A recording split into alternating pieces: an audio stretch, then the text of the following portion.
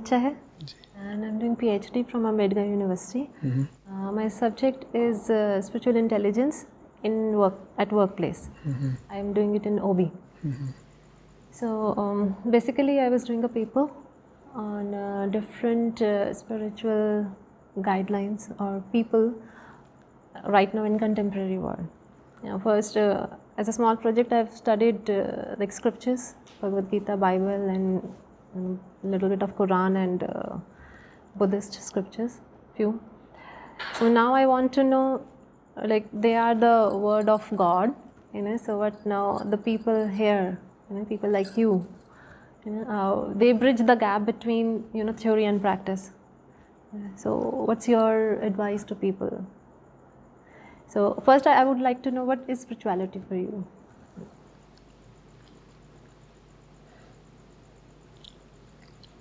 Basic honesty. Knowing both the world and yourself. Okay, honesty in knowing the world. And yourself. So which come first? Yourself, because if you are not honest with yourself, then anything you observe in the world or about the world is bound to be wrongly seen by you, because you are not being honest. So your mission is creating a new humanity based on spiritually intelligent society. So, my topic is spiritual intelligence. So I would like to know from you. So what is spiritual intelligence, or how one can be spiritually intelligent? Intelligence really is always spiritual. Intelligence is always spiritual. What is it to be intelligent? To be intelligent is to be able to tell apart the false from the true. And that alone is spirituality. There is just nothing more to it. It's just that what we usually refer to as intelligence in our day-to-day language is not really intelligence. It is just an application of intellect. Or one part of it maybe. No, intelligence does not really consist of parts. Okay. It is not something fragmented, not something. It's like light. When it shines on something, then you can see what the thing is. So that's why it appears like a question, that what is intelligent spirituality or what is spiritual intelligence. Otherwise, intelligence really is spiritual. If you are spiritual, you are intelligent. If you decline to be spiritual, you cannot be intelligent. You might be very clever. You might be an intellectual, but you cannot really be intelligent. So how do people can achieve that, spiritually intelligent state or spirituality?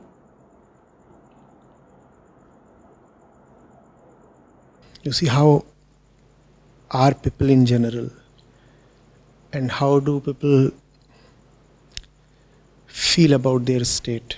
In what kind of experience does the usual mind usually live? We live in conflict, we live in sorrow, we live in an internal tension.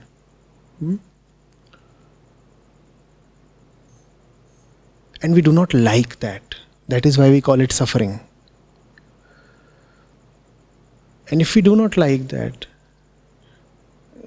then must we not go into what is going on? That is intelligence. Okay. Suffering can come only by getting deceived by the false, only by honoring something that does not deserve to be honored, only by associating with something that will only pull you down. This is spirituality, and this is intelligence, and this is how its practice can be done. If one is fully all right, there is hardly any need for any spiritual practice. It is because we are unwell within that we need to do something about it. This treatment of the internal conflict or malaise is what is spirituality. Yes.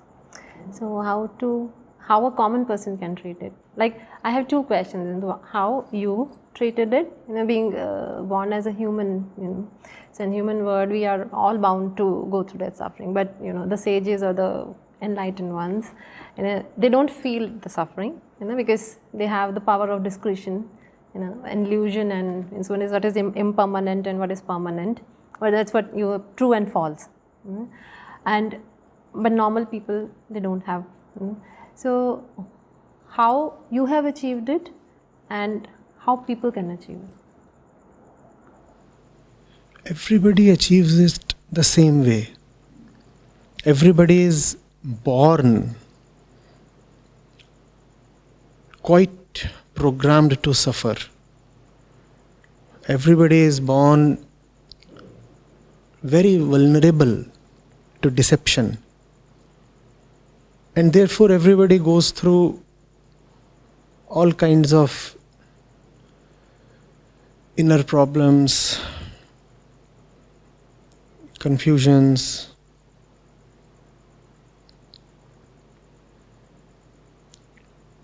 Everybody has a lot of unanswered questions.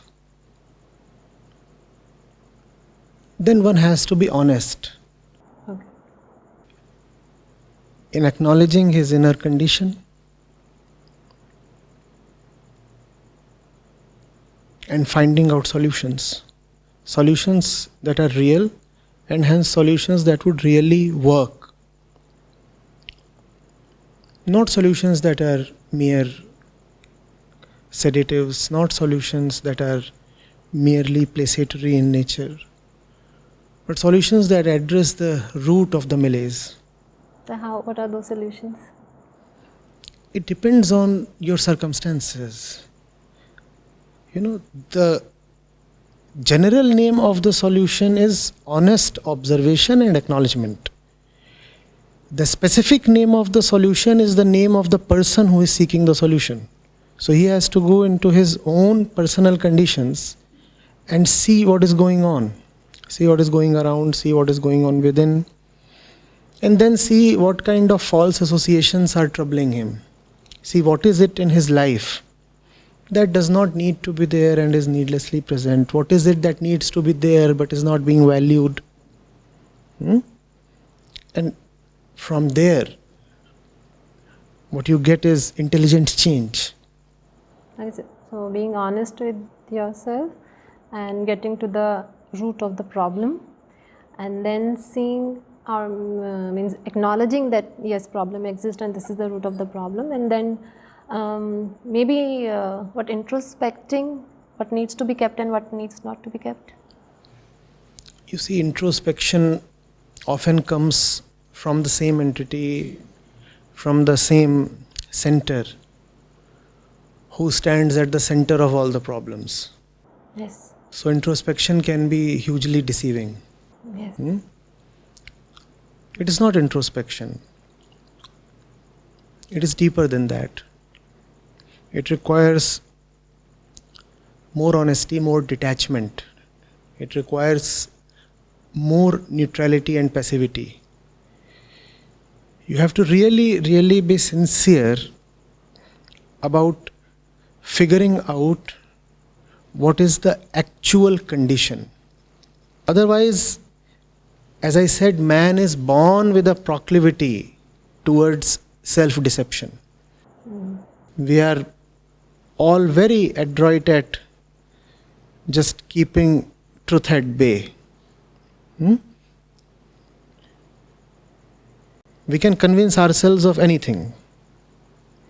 And then cook up proofs as well. And then be fully convinced that there is objective evidence for what we want to believe in. So all those tendencies have to be guarded against. One has to be very, very cautious.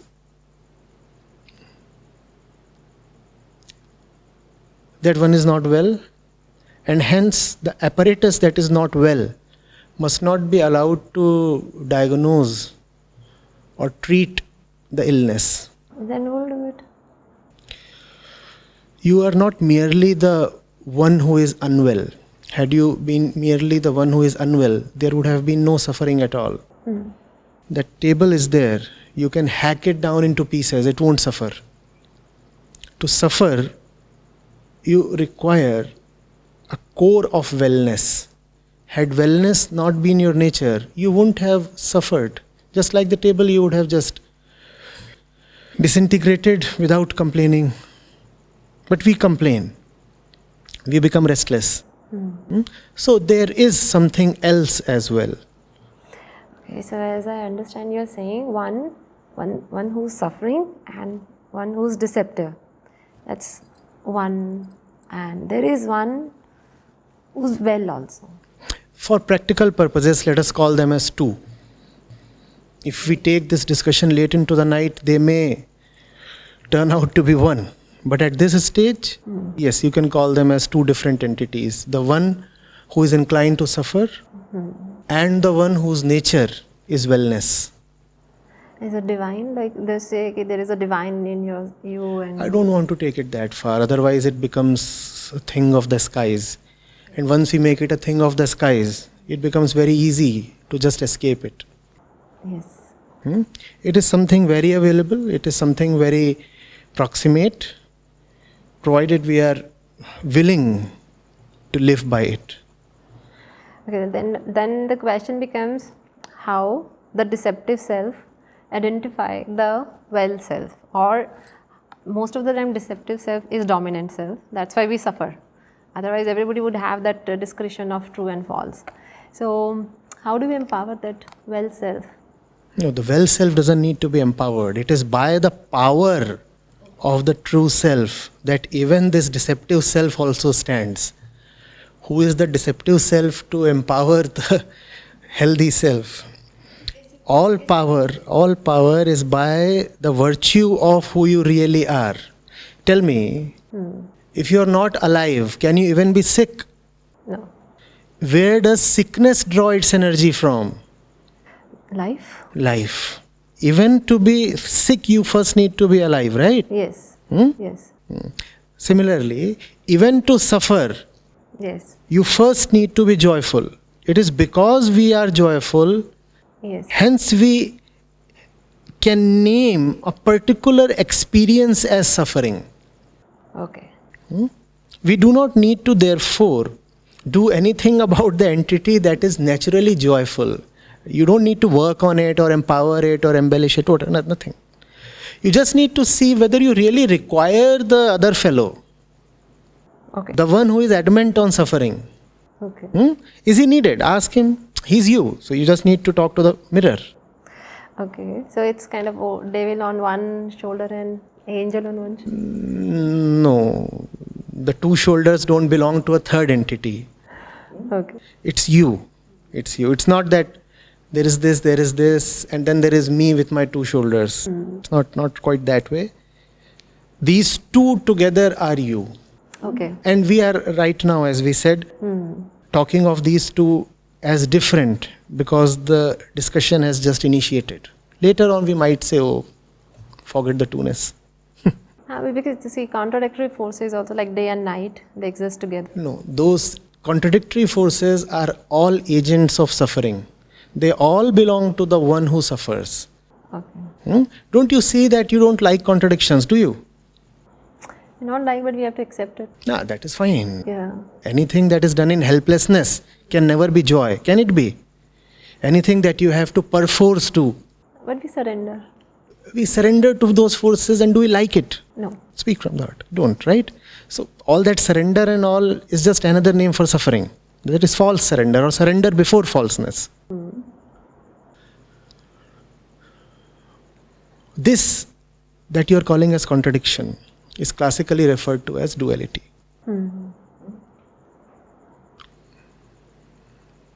Rise and fall, happiness and sadness, chasing one thing, avoiding another thing. This is what we call as the normal run of life. The normal ebb and flow of life. This is what we have unfortunately labeled as normal. Might be normal because it is the norm. But it is not natural. Yes. Natural, not in the usual sense of the word, natural not in the same sense in which you refer to the trees and the rivers as natural. When I say natural, I mean that which is your essential being, swabhav. So living in contradictions, living in dualities, feeling helpless in front of them, adjusting, compromising, all this is our de facto mode of life. But don't we see that none of that ever allows us to feel fully at rest or at peace? All of that keeps us on a boil. It doesn't allow us to really settle down within ourselves. We remain tense, alert, afraid, don't we? Now, when that is what we get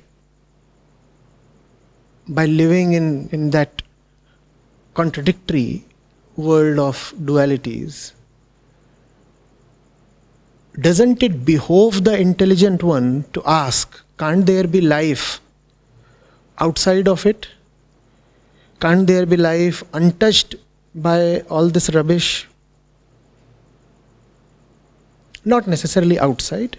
Outside in the sense of being untouched, unspoiled. That is spirituality. When you ask, am I born to just wallow in this nonsense? Is it my fate to crave, cringe, yell and shriek?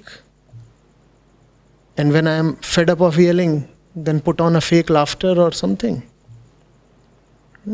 Those honest questions need to be asked. We often don't ask them before, because if you ask a question, you see, it becomes your responsibility to look not merely for an answer, but actually a solution. And all that involves effort. This body does not quite love effort. It would rather have food and go to bed. To avoid that effort, which would be both physical and psychological, we just conveniently surrender at all the wrong places. Spirituality then is about exerting yourself rightly. Okay, so first is honesty. Honesty will involve work.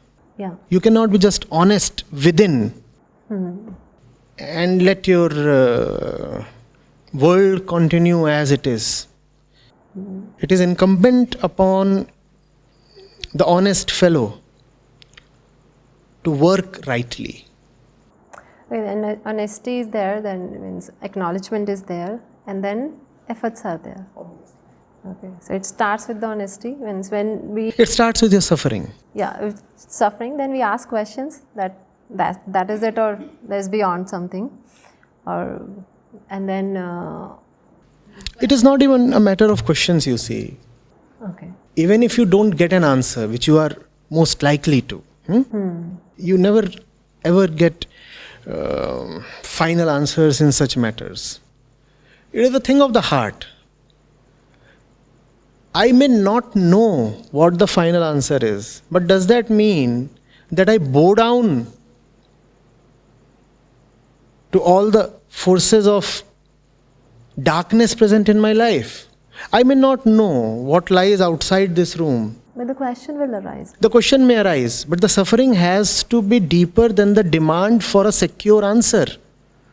Yes. Right? I may not know what lies outside that door. But if this room is stuffy and suffocated, won't I want to just escape it? And that escapism is just all right. No one is destined to or condemned to live within 4 stinking walls. And then when you move outside that door, without actually knowing, without fully knowing, sometimes without even partially knowing what lies outside, you find that the one inside who was feeling insecure about stepping outside changes when he steps outside. Not that he is surprised by stepping outside because the scene outside is pleasant. The one inside is a function of the insides. The moment he is not inside, he is no more the same fellow who was inside. Who was afraid? The fellow who was inside. Because he was afraid, so he used to wonder so much about what is there outside. Can I have some guarantees that if I step out, I'll still be safe and secure? But this guarantee-seeking mind itself changes the moment you step outside. And that cannot be demonstrated to you. Now comes another word deeply related to spirituality, faith. Yes. There are a few things that cannot be demonstrated by way of proof or example or by way of intellect. You have to enter them to know them. Why can't they be demonstrated by way of proof? Because proof is given to someone. When you offer a proof, it is offered to someone, right? And that someone declares, right. The proof is credible, I'll go by it. Right? That's the way the proof functions. How can you prove something to someone if the thing that is being proved is the transformation of the one who is going to be given the proof? Yes. So the whole paradigm of proving through argument or demonstration fails in such matters. So you have to walk the path, like the person has to go outside. The person has to go outside and find that he is not the same person Who's inside. who was inside. So that's the start. What's the next step? There is nothing outside. No step is needed. Once you are outside, why do you need any further steps? Fly, live, Okay, so you're free. So that's liberation. done, over. Liberation. Game up. Okay, so you're talking about liberation. What else is spirituality? Yeah. So there is also one question. I was going through your some videos, like the purpose of human life, and that's basically the main selling point of all the spiritual organizations. So the purpose of human life, according to all the scriptures, religious scriptures, is a liberation, salvation, or mukti.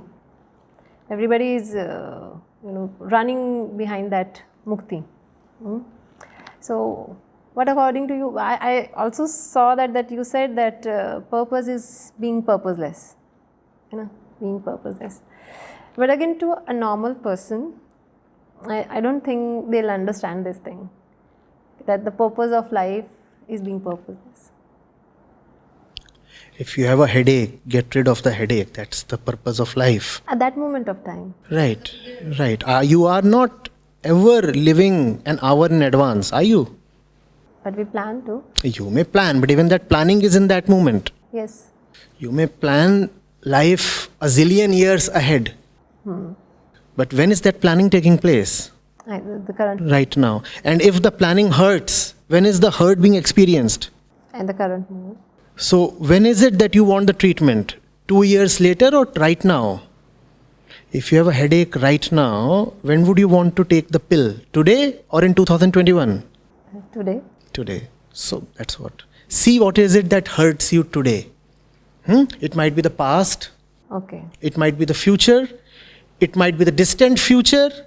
But wherever it is located in time, It is impacting you Right now. right now. So the problem is Right now. right now. So the treatment must be Right now. right now. So means the purpose of life should be free right Please see how you are. now. Right now. Right now. And seek the solution of those problems right now. Right now. Don't postpone them to future. Don't plan for a liberation that would come to you after 20 years of hard work or something. Okay, so what is the way of treating yourself? You said, okay, the person is inside, a fearful person doesn't have courage. The moment one decides, कि अच्छा ठीक है बहुत हो गया, there is something beyond which could be better than it. So they take a leap of or step of faith, and they go beyond it. So in daily life, in day-to-day life, how could people get that courage? That courage again comes from one's disinterest in suffering. We are, if you'll just go into it, very interested in suffering.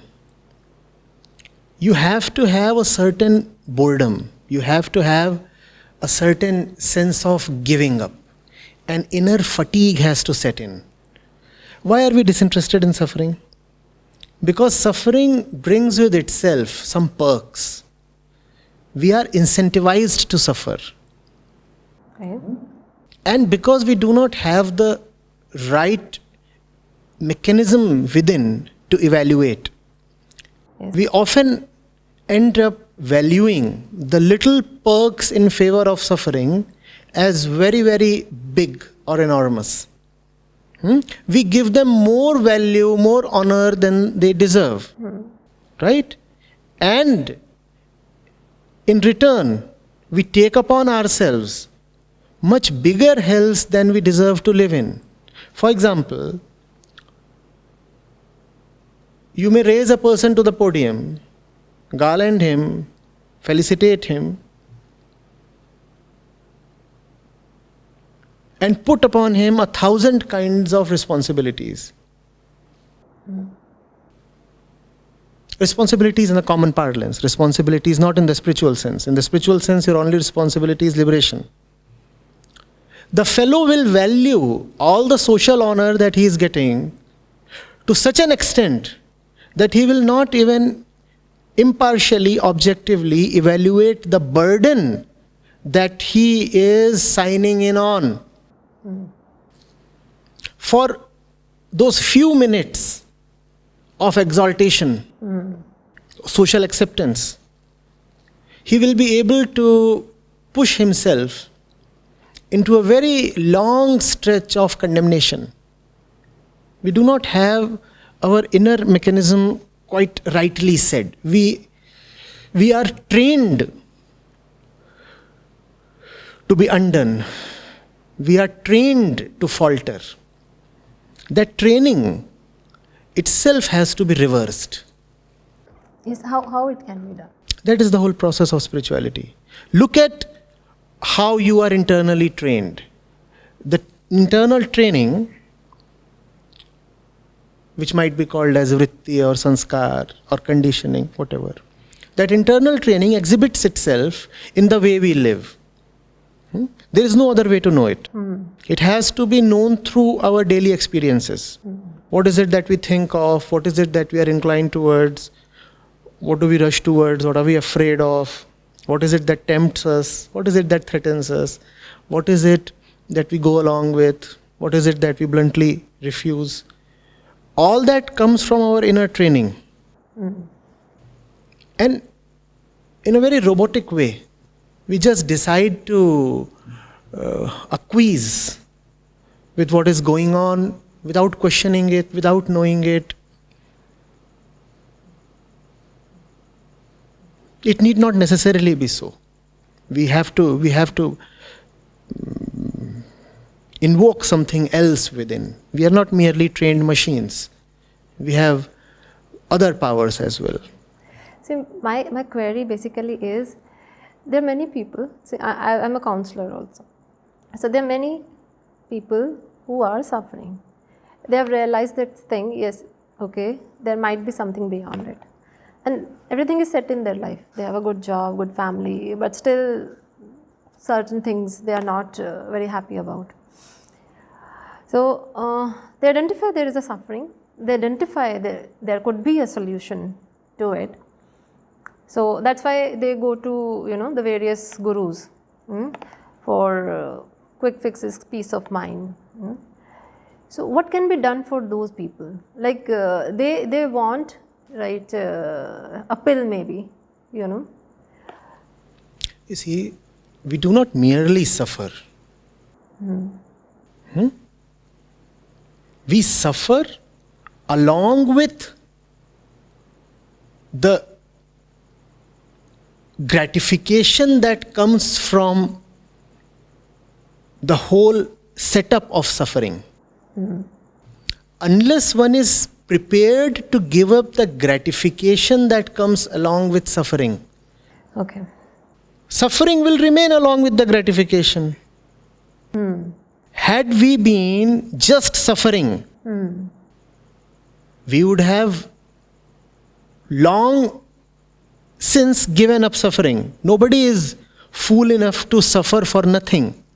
We suffer because along with suffering come episodes of gratification. yeah, And then there is hope that those episodes would get repeated. So, after 10 years of suffering, if you can get 1 year of gratification, that 1 year is sufficient to keep you energized to pass through another 10 years of suffering. okay, Hope is a great enemy. It allows you to suffer without an end. So those who say that they are suffering, ask them, are you merely suffering or are you just quoting your suffering to me? Why don't you quote your pleasures to me? Why don't you quote your happinesses to me? And the moment they quote your happinesses to you, you will necessarily find a clear linkage between their happinesses and their sadnesses. no, that's there because see, they have certain desires, like they have family, right? Now they have family because of the, for example, because of the professional commitments. Husband and wife lives in different cities. Kids live with the wife. Now husband wants wife to give up the job and live as a family, but wife doesn't want to. Now because he is a good husband, he's a feminist husband, he cannot push her after a point. He could just but now everything is set in the life. There are 2 lovely kids, wife, but the desire is there that the family should be together. But the desire is that the wife should leave the job. And now he knows if he will push her to a point, then after coming, then also the life will be suffering because she'll not be happy, then he'll not be happy. So it's kind of fixed. So now as a spiritual person or as a counselor also, I say Acharya meditation karo. In the situations like these, when you don't have any way out, जब तक बच्चे बड़े नहीं हो जाते या wife खुद से नहीं सरेंडर कर देती, तो you don't have any option. He cannot leave the job. It's a government job. The attachment is there कि हाँ future की saving. So what can be done in that particular scenario? I have advised him to read the scriptures. जो भगवद गीता को. Don't insult the scriptures this way, please.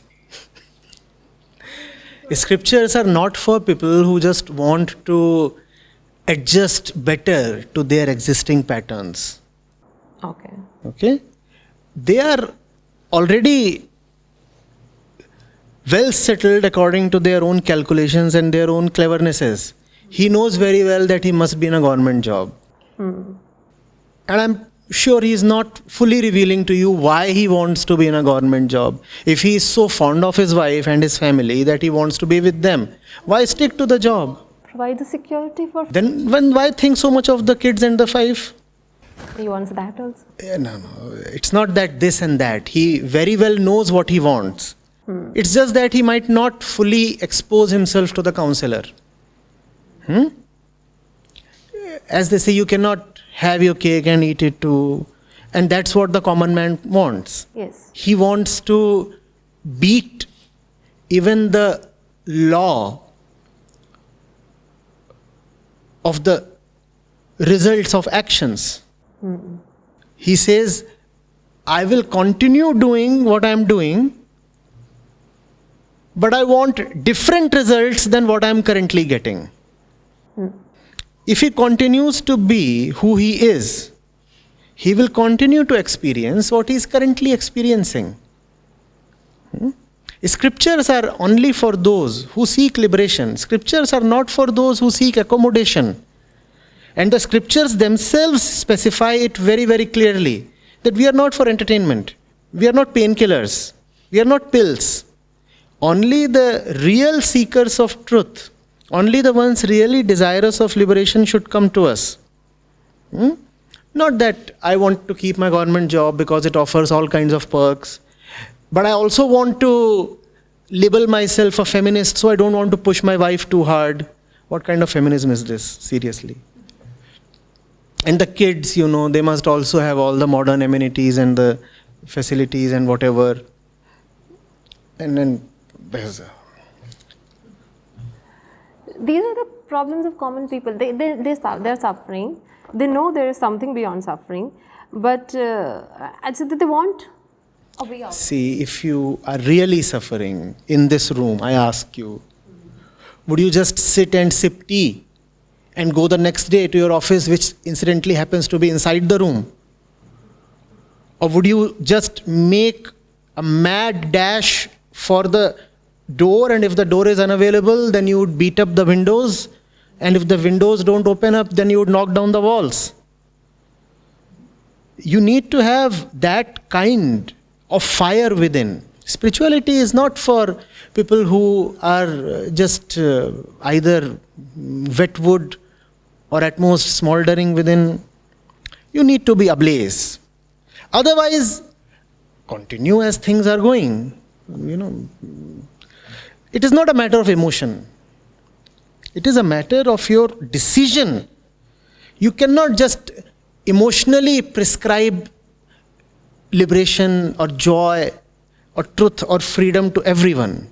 Why? Because not everyone wants it. And if you do not want it, how do you deserve it? Man, please, let's clear about it. Man is not born to be liberated as such. Okay? Man has just very recently wandered out of the primitive jungles. Very recently. So as animals live, we are also pretty satisfied living an animal life, which consists of good food, some shelter, good sex, family life, tribal life, community life, and all that. And none of that touches upon liberation in any sincere way. So give a man food, give a man sex, give a man social acceptance, give a man some kind of respectability in society, and he is all right. He's all right. So let the general masses exist like that. And when there is somebody who really wants it, then he will get it. Scriptures are for those rare people. Okay. The common man has already made his decision. We can quote his circumstances. We could say, oh, he has not been trained. We could say 100 things in his defense. But the fact remains, is a person not responsible for his own upkeep? If I feel stained within, if I feel pain in my heart, inside, is it upon somebody else to take care of me? Or is it my own primary responsibility? Our own responsibility. To do the maximum I can for my own health. So when people come to you, first of all ask them, before I help you, sir, please tell me, what have you done to help yourself? They said because we are not able to help ourselves, that's why you have come. Namaste. Okay, so that comes to me. So the disciple, or people who have honest inquiry for spirituality.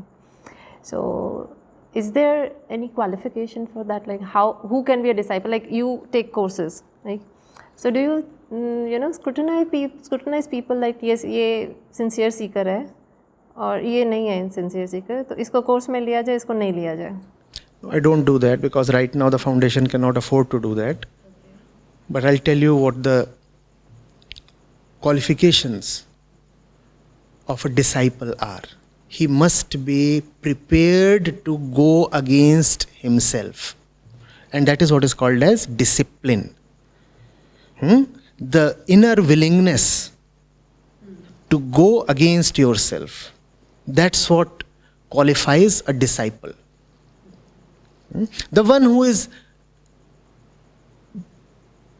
willing to go by his own wants, his desires, his personal decisions and whims and fancies and beliefs, that fellow has no discipline and hence cannot be a disciple.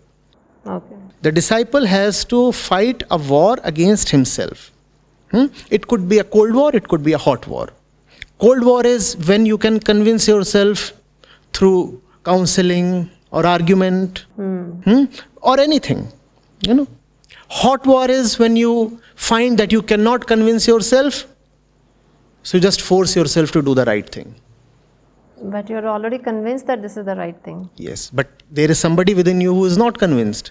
You might be convinced that going to the gym is the right thing for you. Are your biceps and your thighs convinced? They are aching. They are saying, no. Why can't we have one cheat day?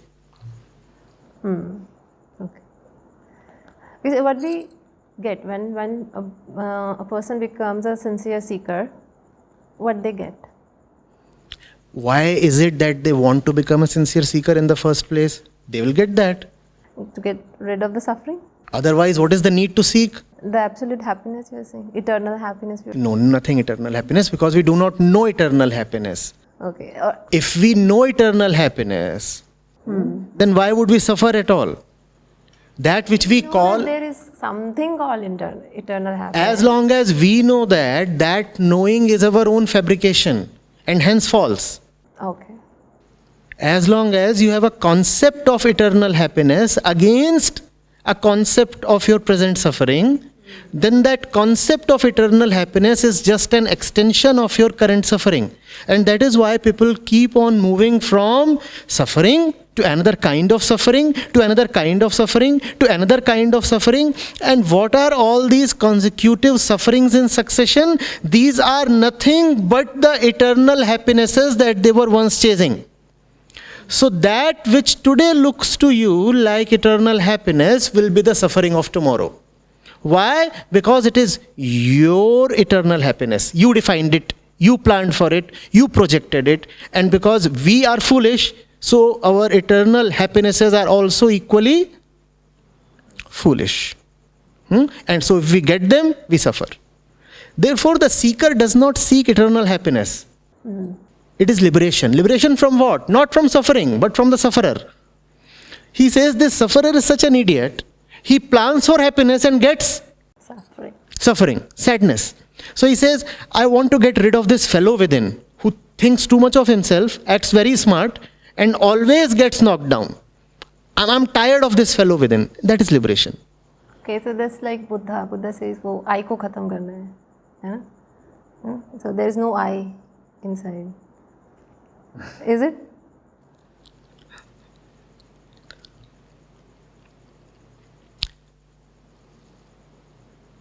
It is, it is not. It is not in the way it usually exists. It is a sublimation of the I. The Upanishads say the I itself knows itself and recognizes itself as the truth. Aham knows itself as Brahm. And therefore it does not remain Aham as it usually was. Okay. Okay, one thing I want to know, like I've read your biography and I've seen your interviews also, that why you have taken this path, but still it's not clear to me. Like the circumstances you had, like well-educated upbringing and your love for reading and the accessibility to Upanishads, and so many people would have that, I think, and like your dissatisfaction with the corporate life and you have seen suffering, many people have that also, but why you? Like I also, I have read scriptures, might not be the instance you have read, and I also have a will to change the world, but I'm not able to, So what is, how do people like you do it? I decided. Okay, that's it. You decided. I decided. Okay. Why don't the others decide? Why don't the others decide? Like for myself, I can speak. I have my family responsibility. My daughter is still small, so maybe I'll wait for her to get settled down and start, or I'll start slowly and steadily, one step at a time. There is therefore no real reason that can be given. If you'll ask why some people do and why some people don't, the answer will be only those people can tell. It depends on them because it is our decision. I made a decision, you too made a decision, he makes a decision, she makes a decision. We are the owners of our decisions. How do you ask somebody, why did you decide? He will say, it looked good to me. Ask the other person, why did you decide the other way? He will say, because it looked good to me. Now, can the decision be reversed or can the decision be modified? Obviously, at any time, because we are the owners of the decision. At any point, the decision is our plaything. Yes, this is. We have to decide and we have to put efforts. It is a sovereign thing. You do not question free will. Yes. All that you can ask is whether your free will is free at all. Whether your decision is free at all. And therefore whether your decision is yours at all. So there comes the honesty. Therein comes the honesty. Because you have to be honest with your decisions. And you have to accept if it's not yours, then also you have to accept it. And everybody is honest. Except if you decide to go along with suffering. Except if you become so very tolerant that you decide to coexist with suffering. So the ones who say no, the ones who say I decide to not to suffer, they are the ones who are a bit haughty. They say, no. Howsoever I might be advised that suffering is the natural state of man, I decline to agree. I'll at least fight. I do not know what might be the result. But I just don't want to give in to all the stupidity around. So courage is required. Love towards yourself, that gives courage. Yeah. You don't want to be another one of the insects who are, roaming around the lights. You say, maybe I deserve something better. Let me at least give it an honest try. Okay. So the one who has love towards oneself, will question their suffering, and then being honest, they'll get the courage and the fire within, and they can be a seeker. You're trying to model it, but that's all right. That's because I have to pen it down. So, okay, I have read few things about you're against prescriptions.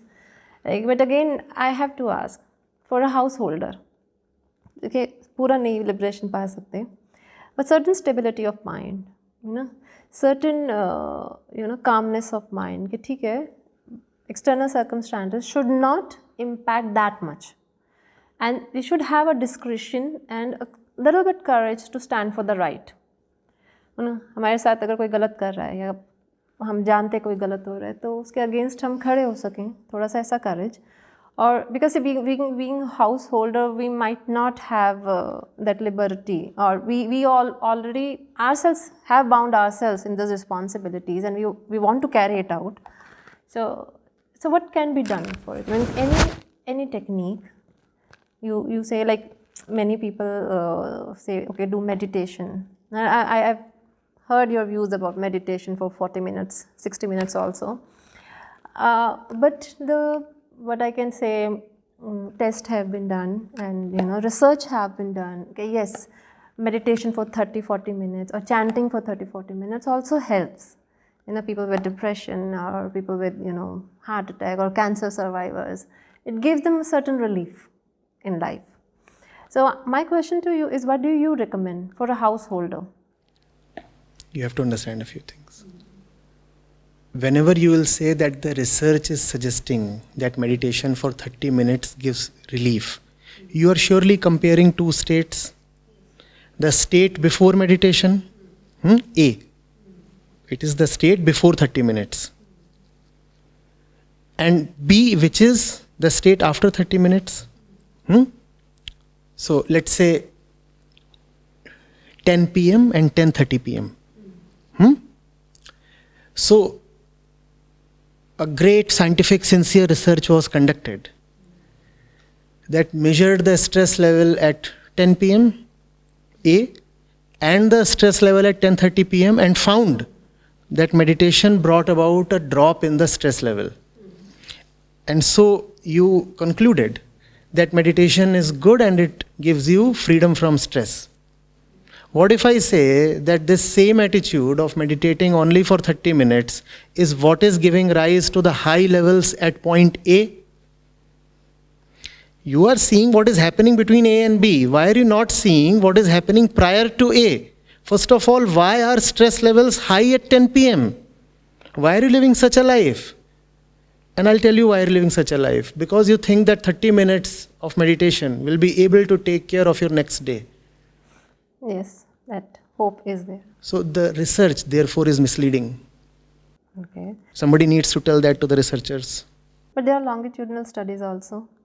They may be there, but is there a study that looks at the relationship between meditating for a while and therefore sticking to your other 23 hours even more stubbornly?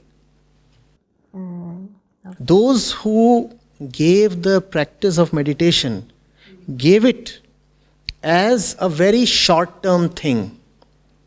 They said, use these methods so that you get a glimpse of your possibility, so that you get a glimpse, a very faint experience of what peace might mean to you.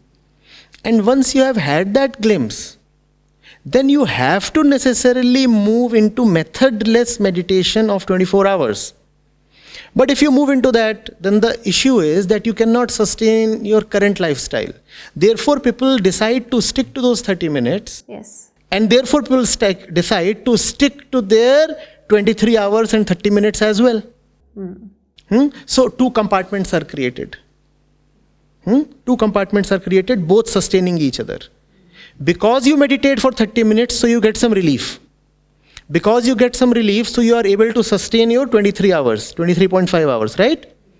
It helps you go through your normal grind in a relaxed way. Otherwise, you would have gone mad. Your entire day is such that it would turn you mad if you do not meditate for 30 minutes. So meditation is great. How is it great if it is allowing you to continue with your mad routine? Should you continue with your mad routine? Is that the purpose of meditation? Or should real meditation embolden you to get rid of your mad routine? The thing is, if you meditate just for 30 minutes or 60 minutes, as many people do, for many successive decades, somebody says, I have been meditating since 40 years. That fellow must be living a very wretched life. After a few months or few years of meditation, You should be able to go beyond all techniques of meditation. Meditativeness must become your natural state. If you are using meditation for an extended period of time, it only means that you are very dishonest. But that's what people want. Like they want to carry on with their daily life with a calmer state. Then they are abusing meditation. Okay. If they want to carry on with their daily life just with a calmer state of mind, then they are using something as wonderful and high and pure and sublime as meditation for a very, very lowly and cheap purpose. Now I'll come to your accompanying question about the household responsibilities, being a householder, and also having a yearning towards liberation. See, it is all right if being a householder is one of the identities you have put on. But it cannot be your essence. Right? In this world, different people put on different kinds of identities at different phases in their life. In fact, if you are microscopic about it, then our identities keep changing minute to minute. Don't they? Yes. Yes.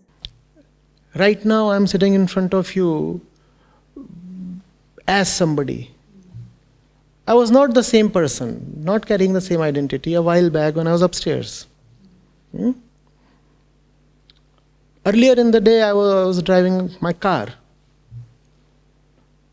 I could be identified as a driver. Why not? A traffic cop looks at me and waves at me. He isn't waving to some Acharya. He is waving to the driver of the car. Correct? Yes. So we don various identities, and it is all right because you are alive. So various identities would be there. Various identities in context of various people, in context of various situations. And situations keep changing, so your identities will keep changing. Here you are an interviewer. A while later, you might be a wife or a mother or a daughter or somebody. The question is, do we look at these identities or do we become these identities? Then it's a problem if we become those identities. Having identities is not an issue. I have this. I enjoy this and then I keep it away. I don't have to keep it close to my heart. Otherwise, it would be a big problem, right? For both me and this.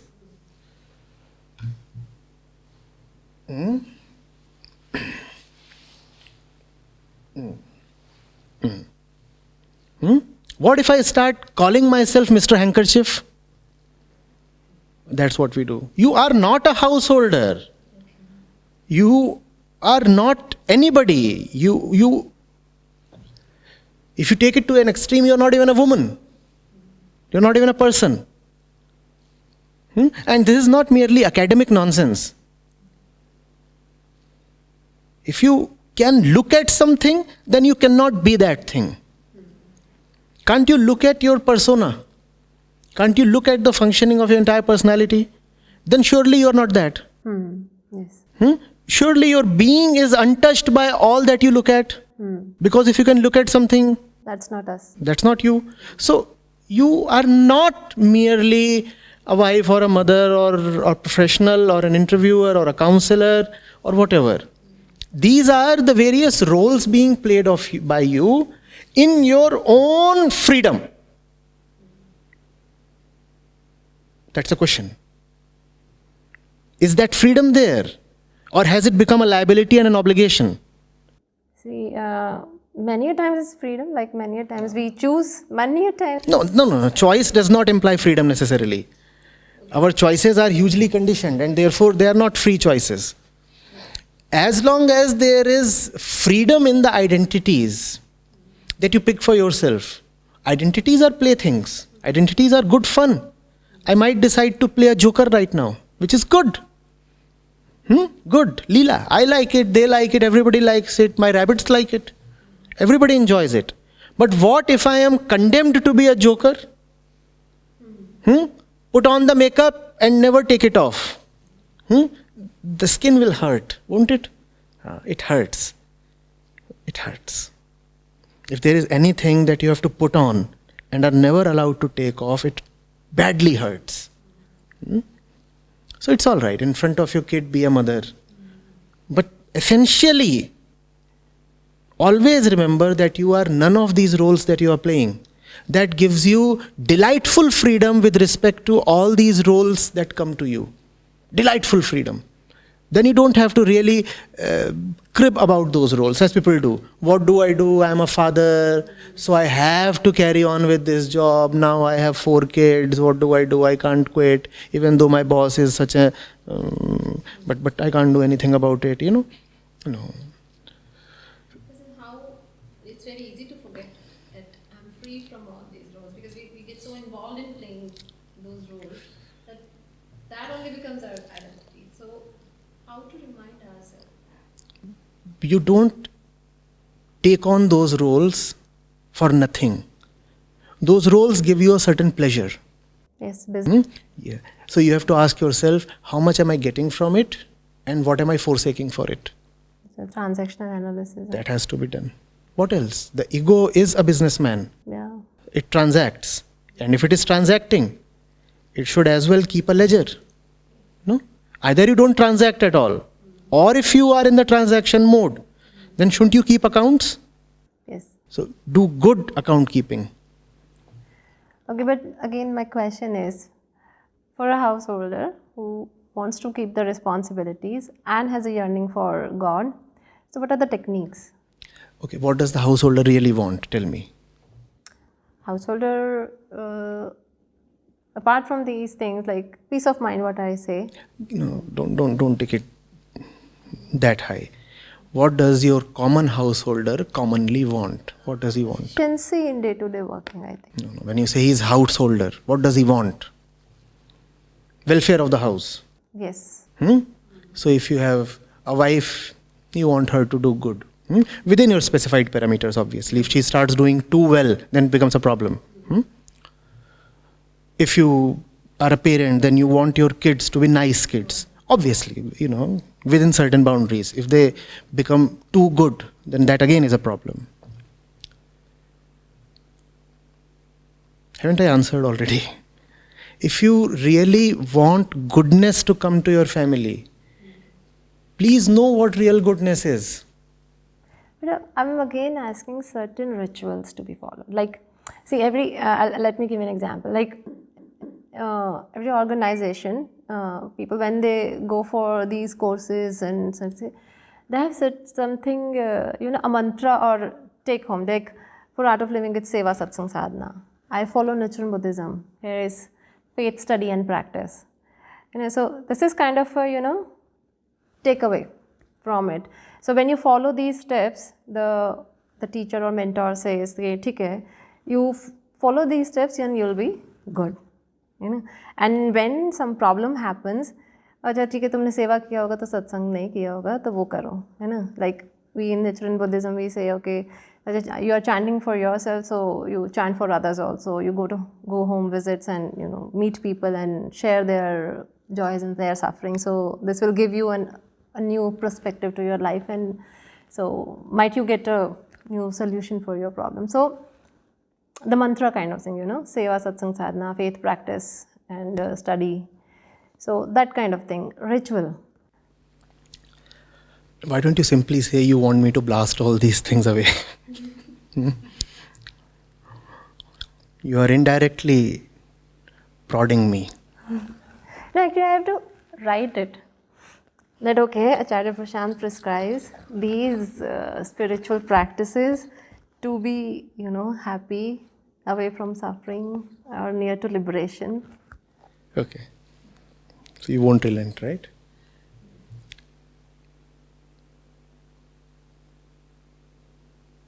So one thing I've Great company. Okay. Without great company, you will serve wrongly because the server would be wrong. So seva would be harmful. In the name of seva, you will do disservice to everybody. Okay? Great company. And that great company has to be a 24-hour thing. When I say great company, that has to be expanded to include staying away from oneself, avoiding one's own company. Okay. So, but for most of the people, company is not a choice. It has to be a choice. Like you live in a house, even if you know your spouse is toxic or your parents are toxic, your siblings. Why do you live in that house? You must be getting something great from it. Social obligations. You must be earning something from those social obligations then. And if you are happy serving those social obligations, why talk of liberation? See, you have to make a choice. Okay, you cannot get, yeah, okay, I get it now, yes. We are discussing the impossible. We are saying, I want to keep fulfilling the social obligations and I also want spiritual liberation. You won't get it. Okay. Okay, now So that's the mantra, right? okay, What is the mantra? great company. No, you won't get it. You won't get it wrong. Okay. So that's also one point of your interviews and the articles you write. They're very indirect and difficult to understand. Indirect. Me. Or maybe very direct. They're difficult to. So direct that you cannot digest them. Don't say you can't understand them. They are extremely explicit, almost like an abuse. Yes, almost like an abuse. Almost like an abuse. Yes. So I don't instruct. Yes. I abuse. Now how do you say that I'm not explicit? So because to a spiritual guru, people would like to see him or her as... I'm not for people. I'm not for people. I'm for that someone Okay. who is really, really genuinely interested. Okay. Are the masses genuinely interested? If they are, No. then I lay down my life for them. But are they interested? Then I don't want to waste my time on them. They need quick solutions. They decide that they don't want to change. If someone makes a decision, then howsoever hard placed that someone is, I'll stand besides that person. Let that person take one genuine step. I'll take 20 steps to meet him and do whatever best I can for his sake. But I'm not prepared to do anything for the sake of a half-hearted or unwilling person or someone who is vacillating between this and that. Liberation is not it. Okay, not let's say householders, I think they generally don't want liberation. They just want to go through their household. Even that is not entirely true that householders don't want liberation. There have been so many wise people, even liberated people in the past, who lived the life of a householder.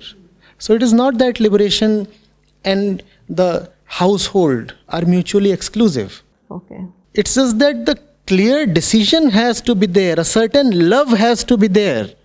If you don't love liberation, would somebody force feed to it to you? No. Okay, one question, like in today's time, health is a very big thing. Like whether it's mental health, emotional health, physical health or social health per se. So what is your advice to people for keeping good health in all the dimensions? What will you do with a good body? Create more suffering for yourself? Why the hell do you want a healthy body? A healthy body befits only someone who knows what to do with the healthy body. A healthy body is like the painter's brush. If you do not know what to paint, what will you do with the brush? A healthy body, if I put it a little more violently, is like a machine gun. You must know what to defend with it, else you will assault mankind in general. A healthy body is the musician's instrument. You must know how to play it. Otherwise, the instrument might be most expensive and fantastic. What will you do with it? You'll use the guitar to break somebody's head. So, a healthy body is only for someone who is, first of all, inwardly healthy. Unfortunately, there is far too much emphasis on physical health and very, very little attention on spiritual health. So what's I'm asking, like mental, emotional, social? They are not all different. They are all functions of the ego. Whose mind, whose society, whose emotions? The egos. But like if you are emotionally healthy, you are mentally healthy, you are socially healthy. Which are all one. Which are all one. So you will make other people also happy. So otherwise you will be suffering and the people living with you also will be suffering. Like see in organizations, interpersonal relationships and leaders' emotional intelligence, and they are of a great use, maybe say. So what to do to keep healthy emotional intelligence? What are those organizations doing? I want to know about a few of those organizations. First of all, Al-Qaeda is an organization, is it not? Yes. Right. And there are so many organizations. Some of the biggest organizations in the world deal with fossil fuels. Why would I wish them healthy bodies? May they go to pieces as soon as possible. Okay. We do not want to just extend the status quo, do we? Many of us do. And if we want that, then we want to just extend our state of suffering, because the status quo is suffering. So don't we see that we are militating against ourselves? We are our own enemies. Yes. We are our own enemies. Okay. Yes. Some of the worst misfortunes of this planet are being brought upon it by mischievous organizations. Look at the issue of climate change, for example. Why do you want to have a greatly dedicated workforce there? Go and rather spread mischief there so that there is some inner tumult and the employees run away. Why do you want to counsel them on having more productive people? Okay. Okay. So you basically would have disciples who have inner fire or this seeking spirit, right? What kind of disciple would you like to have? Tell me. A dead one? I'm not a guru. And yes, this brings to another question. You have said that there should be no middlemen. Like No, wait. Let's not jump the gun. You're a mother, you said. Yes. What kind of a learner would you want your son to be or daughter to be? A sincere one. When let's say your daughter comes to you and you're teaching her maths or Hindi or something, won't you want her to have some fire? Yes. That's exactly what I too want. Am I wanting too much? No, but then most of the people will be left out. Because they don't have fire? Yes. So what do you want me to do with them? I don't know, but that's what I'm asking, what they can do. They can look at me. Okay. I have fire. Okay. That's what I talked of, company. Good company. If you don't have it in you, then you seek. Then try to be with those who have it. Okay. And just being with them will invoke something within you. Yes. So avoid being with people who are very similar to you. Yes. Avoid being with people who have been chosen by you in your deeply unconscious moments. Avoid their company as much as possible. Seek out the company of those who themselves are afire, and hence their touch would give fire to you as well. And if those people are dead, if you can't afford to have company of those people in person, then read their books, watch their documentaries. Books are a great company, are they not? Reading a book is like being with the best part of the best person. Not only is the person belonging to the category of the bests. But what you are reading right now It's the best of the is the best of himself. So read the books, be with the books. But obviously, if you can be with a person in flesh and blood, that's preferable. Yes, and thank you. That's a very great advice, I think. And about the guru, so you have written like there should be no middlemen. So, but in our Indian tradition, it's been said that guru bina gyan nahi.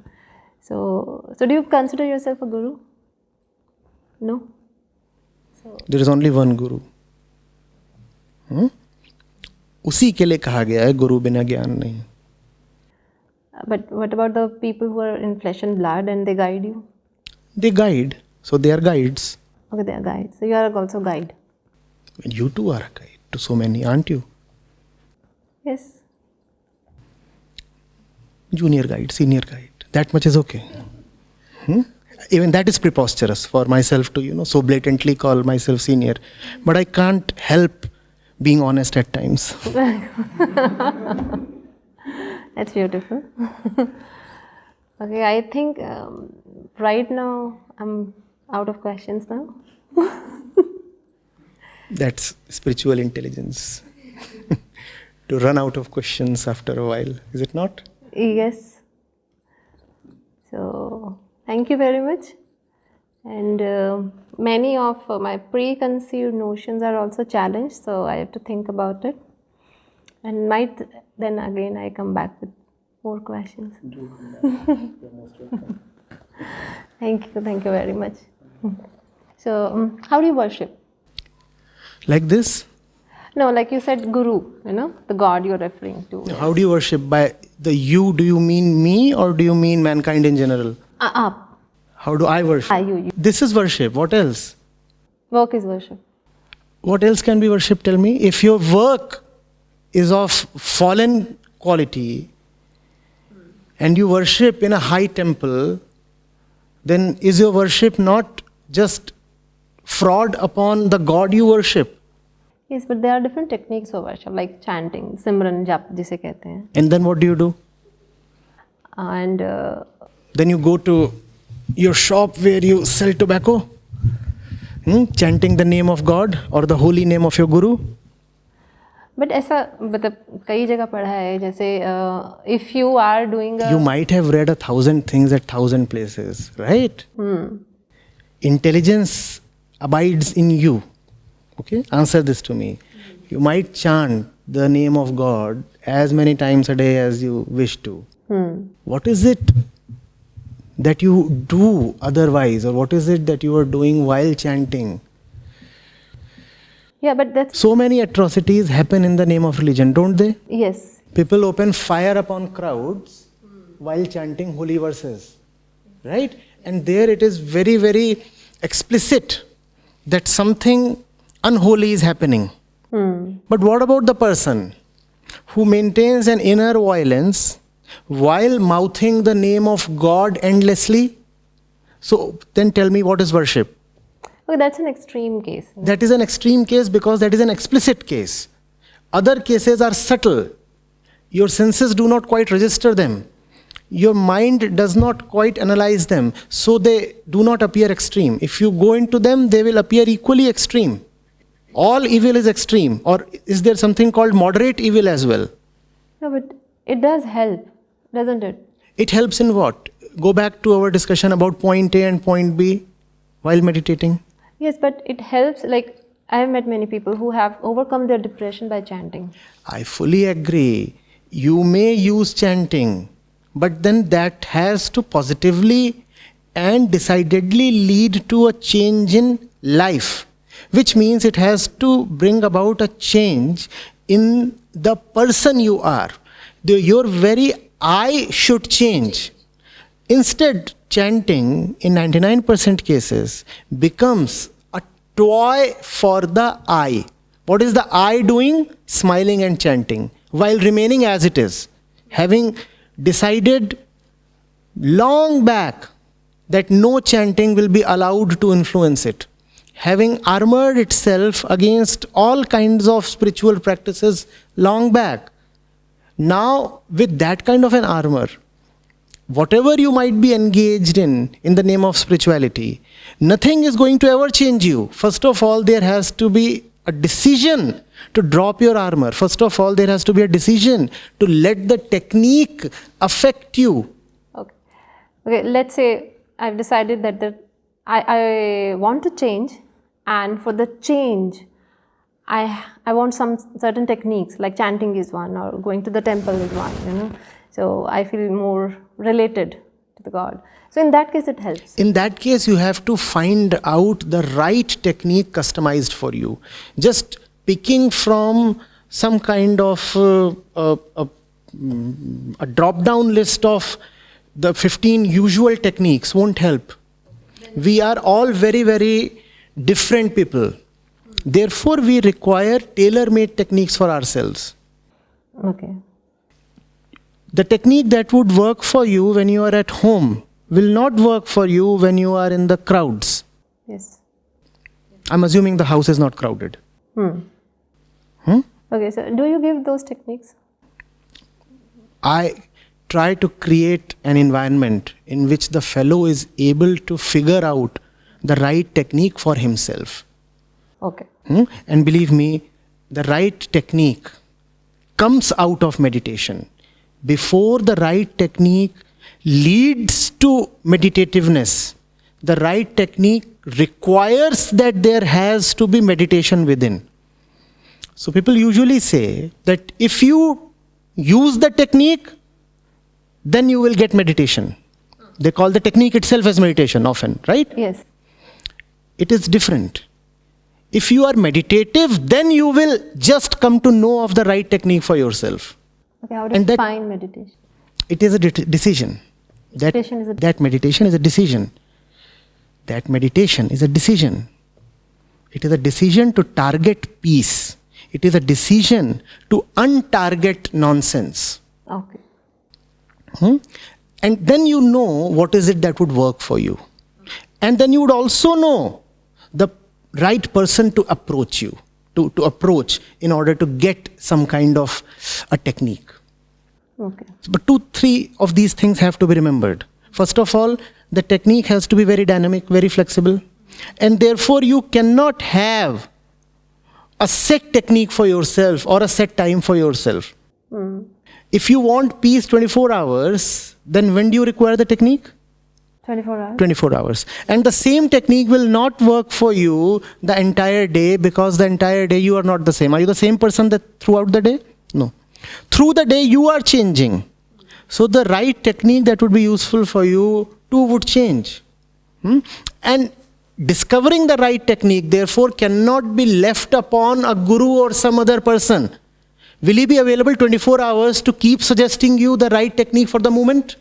No, but we can find, like you said, in the company of great men, we can find the technique, and or we could have that kind of mindset to find the technique. Wonderful. So we should have that mindset that peace is dear to me, therefore I'll find a way out. Whatever be the situation, I'll find a way out to remain peaceful. That way is called the method of meditation. And that method of meditation will be something very, very unexpected. It may not match at all with the classical or popular methods. I'm not debunking the classical and popular methods. They have their utility, but they are limited, very, very limited, and life is very, very vast. Therefore, those limited methods of meditations, and they are too few. They are just a handful. At most, they are a few hundred. But life requires millions of methods of meditation, because mind is millions. Millions of situations, millions of circumstances, and therefore every moment poses a new question and demands a fresh answer. This honest answer to the question posed by the moment is called the method of meditation. When you are driving, then you require a different method of meditation. When you are driving to the office, a different method is needed.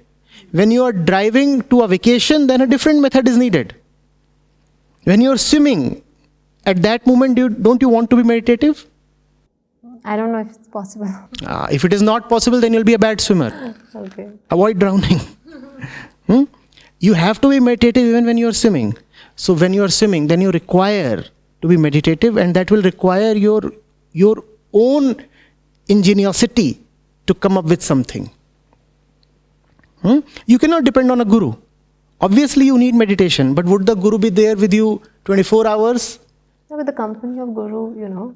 That 24-hour company of the guru can only be something internal. Yes. And that is the guru I talked to you about. The one guru who can be with you 24 hours. He is the internal guru. The scriptures call him as the Atma. Okay. He is the only guru. So when Satya is saying like we have to find our own way of worshipping. Obviously. So how do you worship? Like this again.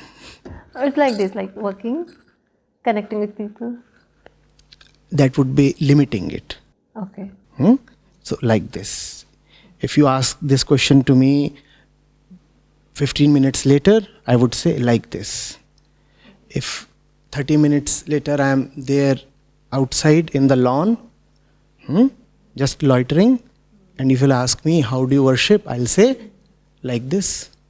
If I'm eating and you'll ask me how do you worship, then I'll say like this. Okay. Or should I turn worship into something fragmented, compartmentalized, limited, or a ritual? It's seen as a ritual, but your version. Which one do you like? Come to that. So your version, yes. Yes. That's what matters. That's what matters. Okay. That's beautiful. Actually, worshipping at every moment. I again have to think about it. Let the beauty become compelling. Let the beauty become very, very inexorable. Fall to it. Thank you. I think the moon will be high. How do you initiate your disciples? It's a very personal question. Like if I want to be initiated as a disciple. Like this. Like this. I've never initiated anybody in a ritualistic way. Okay. I've never had fixed disciples. Okay. If you tell me who is a disciple and who is not, I will not know. Only they know. Okay. Only they know. I do not make a list of my disciples. Only they know. But you said that sincere seeker would be your disciple. So he knows. But you would also know that he or she is a sincere seeker. I might know when he is in front of me. But his sincerity is his own business in the first place. Okay. Right? If he comes in front of me and asks a stupid question, then I'll tell him, you're not sincere. That is the extent to which I will assist him. If he comes to me and asks a sincere question, I'll say, son, I am with you. Proceed. Ask me 5 more questions. Tell me what more can I do for you. You don't initiate like disciples like that. Who am I to initiate someone? So if somebody wants to make you the guide, so like. I'm available. Okay. I'm available. But the guidance has to be taken by him. It has to be remembered that because we are people of the ego, therefore we carry what we call as free will. Obviously it is not free, but we live in the illusion of it. And we think of it as real. Since we think of our free will as real, therefore, using that very free will, we have to come to a so-called free decision to follow a discipline. If we do not come to that decision by ourselves, nobody else can take that decision on our behalf. Yes. No external guide or guru or any other teacher or scholar can be helpful to you if you decide not to be helpful to yourself. So if anybody comes to you with a sincere fire in the heart, then you will be his or her guide. You see, the interview was supposed to be over, but what am I doing right now with you? So I am prepared to go to any length to help someone who is genuine, even if she is running the risk of missing the chand on her Karwa Chauth. That is how I come to know that somebody is beginning to enter the zone of sincerity. When you start feeling inclined to miss out on stupid things like these, then you are feeling hungry. then you are being sincere. Even hunger is something more genuine than that ritual. But anyway, not to. All right? Thank you again.